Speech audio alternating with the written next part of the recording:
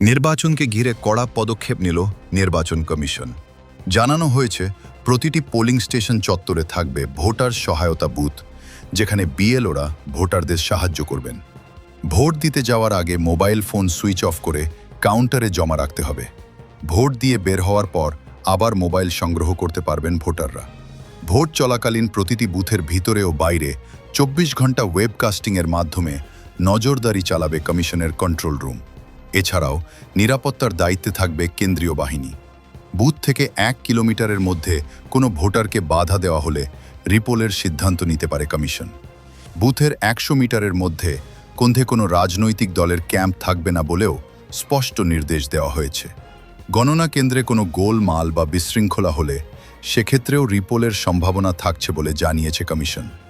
আরও খবরের আপডেট পেতে রেডিও সুন্দরবন 91.2 FM ফলো করুন ও ইউটিউব চ্যানেল সাবস্ক্রাইব করুন।